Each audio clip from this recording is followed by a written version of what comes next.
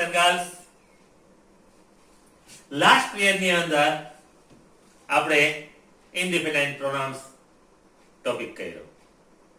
I hope કે તમે perfectly exercise કરી હશે. એમાં મતલબ એડિટિંગમાં આપણે આગળ વધીએ છીએ. આજે કરીએ છીએ મોડેલ ઓક્સિલરીઝ. ખ્યાલ છે તમને, એક્ટિવ પેસિવ વોઇસ કરીએ છીએ ત્યારે આપણે મોડેલ ઓક્સિલરીઝ ની આગળ બી મૂકીએ છીએ, ક્રિયાપદની આગળ બી મૂકીએ છીએ, બરાબર ને? સિમ્પલ મોડેલ જેને કહે છે. પણ આ જે મોડેલ ઓક્સિલરીઝ છે સમથિંગ ડિફરન્ટ, થોડુંક એમાં તફાવત છે. બોલી જાઉં છું જે આપણે સિમ્પલ મોડેલ્સ ની અંદર shall, should, will, would, can, could, may, might અને મસ્ટ, બરાબર? એટલો આપણે 9 એ છે. પણ આમાં થોડો ડિફરન્સ હેવ ટુ પણ આપણે લેશું, બાકી તો બધા છે જ. શુડ, તમારે આમ કરવું જોઈએ. સવારના ઉઠો, તમને વિદ્યાર્થીઓને રાત્રે સુવો ત્યાં સુધી તમને બધાય તમારે આમ કરવું જોઈએ, તમારે તેમ કરવું જોઈએ, તમારે વહેલા ઉઠી જવું જોઈએ, તમારે લેસન કરવું જોઈએ. તમારે માટે આ બધા વાક્ય શુડમાં આવે છે. You should do your homework properly. should આવે. should વપરાય છે વાક્ય છે એ નૈતિક ફરજ બતાવે છે. તમારે આમ કરવું જોઈએ, વડીલોને માન આપવું જોઈએ, વડીલોની આજ્ઞા માનવી જોઈએ, શિક્ષકોની આજ્ઞા માનવી જોઈએ. આપને ક્લાસમાં કેવી મજા આવતી હોય વાતો કરવાની, બડબડ કરવાની, પણ શિક્ષક એમ કે બસ સાયલન્સ, અવાજ બંધ કરી દેવો પડે. કારણ કે ત્યાં પછી શિક્ષક મસ્ટ વાપરી દે. તો જો શુડ છે, હાવ સાદી ભાષામાં સમજાવું તો શુડમાં નૈતિકતા, ફરજિયાતપણું નથી. આમાં ફરજિયાતપણું છે. બીજા અર્થમાં કહું તો આમાં પનિશમેન્ટ નથી. તમારે વડીલોની આજ્ઞા માનવી જોઈએ. ઘણા માનતા હોય, ઘણા ન માનતા હોય. પનિશમેન્ટ નથી. પણ આમાં you must obey the elders. તમારે વડીલોની આજ્ઞા માનવી જોઈએ, વડીલોને માન આપવું જોઈએ. ઘણા આપતા હોય, ઘણા નહીં આપતા હોય. પણ હું આની અંદર you must obey the traffic rule. તમારે ટ્રાફિક રૂલ પાળવા જ જોઈએ. ન પાડો તો શું થાય? વડીલોમાં ઘૂસી ગયા તો સામેથી આવ્યો ધૂમ, એક્સિડન્ટ થઈ જાય. અને કાં આગળ જાવ તો નાકે ઉભા જ હોય, આવો આવો લાવો 500 રૂપિયા, ચીઠી પાડી દઈએ. પનિશમેન્ટ મળ્યું ને. બે શબ્દને સમજવા માટે, બે મોડેલ ઓક્સિલરીને સમજવા માટે આમાં ફરજિયાતપણું નથી. આમાં ફરજિયાતપણું છે. આમાં શિક્ષા નથી, આમાં શિક્ષા છે. હાવ સાદી ભાષામાં કહું તમને, બુકમાં ક્યાંય નહીં લખ્યું આવું. Okay, now V start. First should, નૈતિક ફરજ હોવી, કંઈક કરવું જોઈએ, કંઈક કરવું જોઈએ, માન આપવું જોઈએ, કામ કરવું જોઈએ, હોમવર્ક કરવું જોઈએ, ક્લાસમાં શાંતિથી બેસવું જોઈએ, અથવા કંઈક કાર્ય કરવાની નૈતિક ફરજ કે સલાહ આપવાના અર્થમાં વપરાય છે. કંઈક કાર્ય કે સલાહ આપવા ના અર્થમાં વપરાય છે. બાકી આપ્યું છે જો પેલું વાક્ય, ધ પ્યુપિલ્સ એટલે વિદ્યાર્થીઓ, શુડ વર્ક રેગ્યુલરલી, વિદ્યાર્થીઓએ નિયમિત અભ્યાસ કરવો જોઈએ, પોતાનું કામ કરવું જોઈએ. કરવું જોઈએ. તમારે ક્લાસમાં 50 છો, 50 નિયમિત કરો છો, 40 કરતા હોય, 10 ના કરતા હોય તો કઈ ગ્રામરની દ્રષ્ટિએ કઈ ફેર નથી પડતો શુડ વાપરવાથી. We should obey our elders. આપણે આપણા વડીલોની આજ્ઞા માનવી જોઈએ. કોઈ માનતા હોય, કોઈ ન માનતા હોય, પણ નૈતિકતા છે. અને સંસ્કાર જેને આપણે કહીએ છીએ નૈતિકતા છે કે વડીલોને માન આપવું જોઈએ, વડીલોની આજ્ઞા માનવી જોઈએ, વડીલોનું જીધું કામ કરવું જોઈએ. તો we should obey our elders. આપણે આપણા વડીલોની આજ્ઞા માનવી જોઈએ, એને માન આપવું જોઈએ. મસ્ટ, અનિવાર્ય ફરજ હોવી, આમ થવું જ જોઈએ. મનાય કે ભાઈ અહીંયા વનવે છે, આવવાનું નથી, મનાય. અને ન હોય તો પનિશમેન્ટ. દ્રઢ નિશ્ચય, આઈ મસ્ટ ડુ ધીસ, મારે આ કરવું જ જોશે, મારી પાસે કોઈ હાર જ નથી, ફરજિયાતપણું છે. કે ભારપૂર્વકની સલાહ, યુ મસ્ટ ડુ ધીસ, તું આ હોમવર્ક અત્યારે કરી જ નાખ, તું અત્યારે આ કામ કરી જ નાખ, અમે માથે બેઠા, તું કેમ ન કર? આપણે જેવા એમ કે હું નહીં કરું તો પનિશમેન્ટ આપે. જોજો બરાબર. The room is full of gas. હવે આપણા ઘરમાં એલપીજી, બરાબર ને, રાંધવાનો ગેસ છે, બાટલો છે, લીકેજ હોય, રાત આખી આપણે ઉતા હોય ને કિચનમાંથી એની વાત આવતી રૂમ કિચન આખું ગેસથી ભરાઈ ગયું તો the room is full of gas. You must not burn matchstick. ત્યાં તમારે દિવાસળી સળગાવી જોઈએ નહીં, આખો રૂમ ભડકો થઈ જાય, પનિશમેન્ટ મળે. You must obey the traffic rules. તમારે ટ્રાફિકના નિયમો પાળવા જ જોઈએ. મેં તમને હમણાં સમજાવ્યું, ન પાડીએ તો શું થાય? શિક્ષા મળે. કા 500 રૂપિયાનો દંડ કરે, 500 રૂપિયા, 1000 રૂપિયા. કા કોઈ નો પોલીસ વાળો ઉભો હોય તો આપણે વજવેમાં ઘૂસી ગયા, ટ્રાફિકનો નિયમ તોડ્યો આપણે, તો સામેથી વાહનો આવતો હોય એની હારે અકસ્માત થાય. તથા ખાસ યાદ રાખો કે મસ્ટ કોઈ પણ કર્તા સાથે કોઈ પણ જાતના શુડ છે કે મસ્ટ છે, કર્તા સાથે કોઈ પણ જાતના ફેરફાર વગર શુડ ને શુડી ન કરે કે મસ્ટ ને મસ્ટી ન કરે. એટલું યાદ રાખજો, કોઈ પણ જાતનો ફેરફાર ના કરે. શુડ ને શુડ તરીકે, મસ્ટ ને મસ્ટ તરીકે જ વાપરવું જોઈએ. શુડ અને મસ્ટ વર્તમાનકાળ કે ભવિષ્યકાળમાં વપરાય છે. યાદ રાખજો, શુડ કે મસ્ટ કેમાં વપરાય છે? વર્તમાનકાળ કે ભવિષ્યકાળમાં.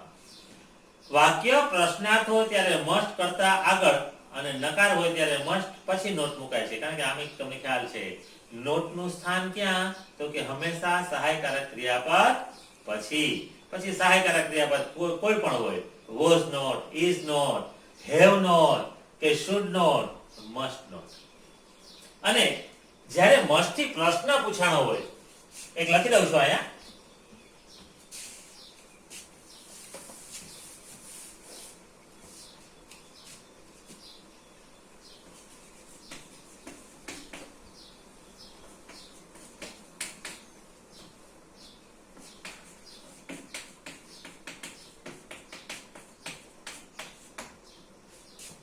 Must I call the principal, પ્રિન્સિપલને બોલાવું, એમાં આપણે જે કહીએ છીએ ફરજિયાત પણ, તો એનો આન્સર આપવો હોય તો નો. You need not. કહેવાનો અર્થ આ need not. જ્યારે મસ્ટ થી પ્રશ્ન પૂછાણો હોય છે ત્યારે need not વાપરવું. પ્રશ્ન નકાર વાક્યનો જવાબ આપવામાં need not નો ઉપયોગ કરવાનો છે. ઓકે બોયઝ એન્ડ ગર્લ્સ, ત્રીજા નંબરનો મોડેલ ઓફ સર્વિસ, સહાયકારક ક્રિયાપદ. Have to, have to, has to વર્તમાન કાળમાં, હેડ ટુ ભૂતકાળમાં, shall have to, will have to ભવિષ્યકાળમાં. ક્યારે વાપરો? કોઈ પણ કાર્ય કરવાની ફરજ પાડવી. વધારે એક્ઝામ્પલ થી સમજાવું, તમે સ્કૂલે કે ટ્યુશનમાં આવતા હતા, સ્કૂલના ટ્યુશનમાં 3:30 નો ટાઈમ છે, તમે ઘરેથી 3 વાગે નીકળી ગયા હતા, એસએસસી ગ્રાઉન્ડમાંથી આવતા હતા, તમારા જ મિત્રો ત્યાં ક્રિકેટ મેચ રમતા હતા, એને એક જણો ઘટતો હતો. તમે ત્યાંથી નીકળ્યા એટલે તમને કે હાલ તું અમારી યારે રમ. તમે કે ના, મારે તો ટ્યુશનમાં જવું છે. પણ એમ કે ના, તું આજે અમારો આટલો મેચ છે, આટલો અગત્યનો મેચ છે, તું રમ તો અમે જીતી જશું, નહીં તો હારી જશું. તમને તમારા મિત્રો મિત્રતાના દાવે દબાણ કરે અને રમવાની ફરજ પાડે.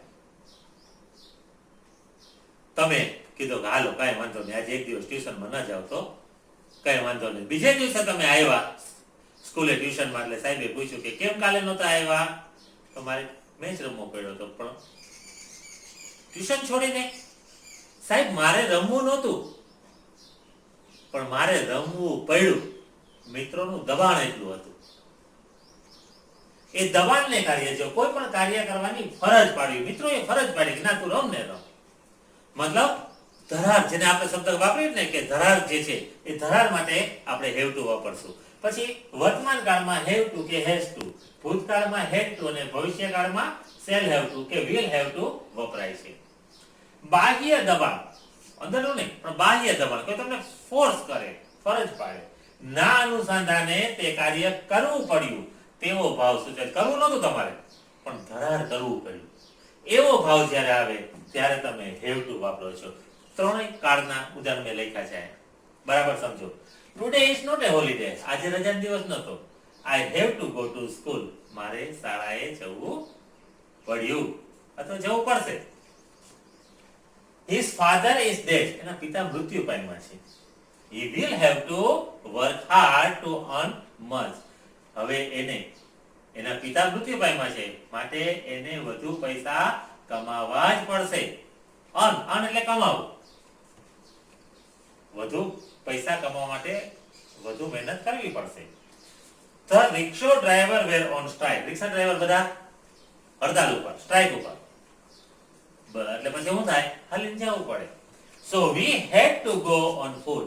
એટલે અમારે પગે ચાલીને જવું પડ્યું. He will have, આમાં will have છે, તેને કરવું પડશે, કરવું પડ્યું, અને કરવું પડે છે ને આ કરવું પડ્યું હતું. ભૂતકાળ બતાવ્યું. હવે પ્રશ્નાર્થ વાક્ય હોય તો વર્તમાન કાળ હોય તો do does, ભૂતકાળ હોય તો did, અને ભવિષ્યકાળ હોય તો will shall આપણે મૂકીએ છીએ પ્રશ્નાર્થ બનાવવા માટે. ભૂતકાળનું વાક્ય છે did you have to attend the meeting? તમે મીટિંગ એટેન્ડ કરી હતી? ન કરી, ના પડવાની. I did not have to attend the meeting. હું મીટિંગ એટેન્ડ કરી શક્યો નહીં દબાણને કારણે, કે મારે તો ભાઈ ઘરે કામ હતું, મીટિંગ એટેન્ડ કરી શક્યો નહીં. ઓકે બોયઝ એન્ડ ગર્લ્સ, ભવિષ્યકાળનું આપણે ભૂતકાળનું લીધું. તમે મીટિંગ એટેન્ડ કરી હતી, બરાબર? તમારે મીટિંગ એટેન્ડ કરવી પડી હતી. હવે આપણે ભવિષ્યકાળનું લઈએ છીએ. મેં તમને કીધું એમ will કે shall આગળ આવી જશે. Will you have to do this work tomorrow? આવતીકાલે તમારે આ કામ કરવું પડશે. I shall not have to do this work tomorrow. આવતીકાલે મારે આ કાર્ય કરવું પડશે નહીં. બીજો કોઈ કામ નાખશે, બરાબર? તો આપણે જે ત્રણ અત્યારે આપણે લીધા, should, must અને have to, આપણે જ્યારે જોતા હોય ત્યારે આપણે સહેલું લાગે છે, પણ આ બહુ અગત્યનું છે. કારણ કે મોસ્ટ ઓફ તમે ગ્રામરની અંદર છે, તમે have to, has to, had to, I have a pen એમ કર્યું છે આપણે. મારી પાસે એક પેન છે, have નો અર્થ માલિકીનો કર્યો છે. he has a pen, તેની પાસે એક પેન છે, એ આપણે કહ્યું છે માલિકીના અર્થમાં. પણ આપણે જ્યારે દબાણપૂર્વક જેને કહીએ, ભારપૂર્વક કહીએ તો એ નથી કહ્યું. તો આ એક્સરસાઇઝ તમે વ્યવસ્થિત કરો. Okay, have a good day.